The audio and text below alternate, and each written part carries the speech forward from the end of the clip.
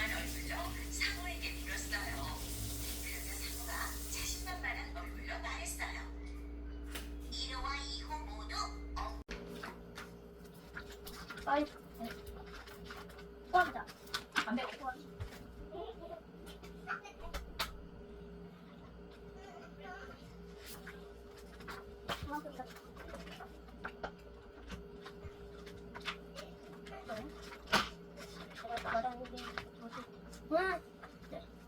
이렇게 많이 내려가야 돼?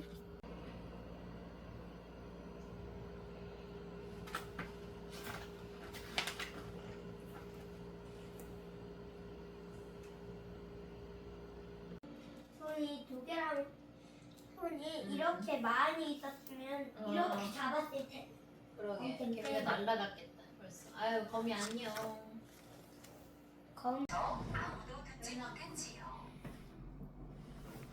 책 왔을까봐. 오빠? 책 하나 샀거든. 어느 날이었어요. 내일 어느덧 어디 갔지? 밑들레에 노란 꽃이 지고 작디 작은 씨가 여물었어요. 씨 끝에는 보송보송한 하얀 털이 붙어 있었지요. 나비들은 밑들레 주변을 빙빙 돌며 씨를 집어요. 물고기 배 속은 어둡고 비좁았어요.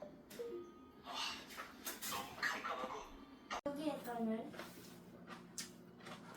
예. 예.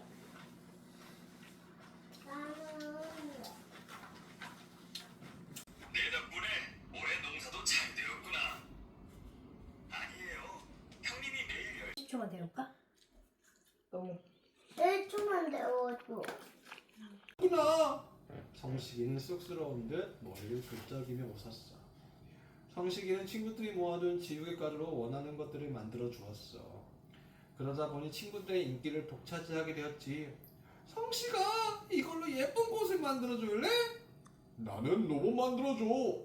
언젠가 공책에 썼던 낙서처럼 스타가 된 거야. 성식이는 이제 누구에게나 씩씩하게 이렇게 말해. 난 이 다음에 훌륭한 예술가가 될 거예요. 그래서 멋진 작품을 아주 많이 만들 거예요. 드디어 성식이에게 꿈이 생긴 거야.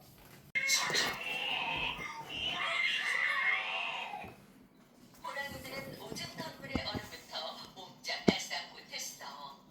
이때다 하고 다지선이가 커다란 손으로 얼음을 콩콩.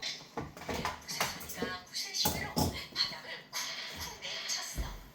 호랑이들은 살려달라고 애원하며 싹싹 빌었지. 야호! 우리가 호랑이가 이겼다!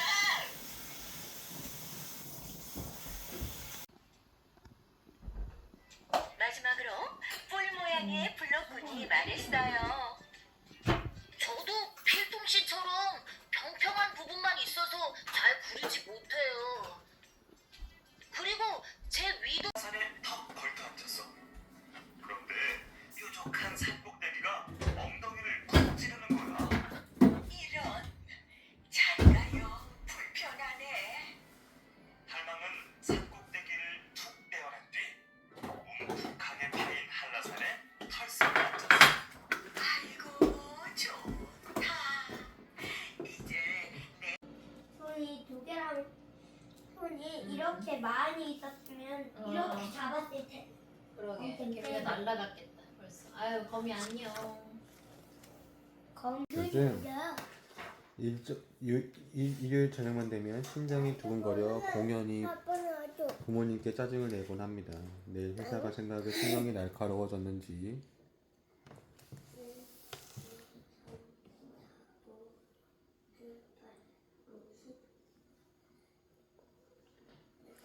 향아 모이가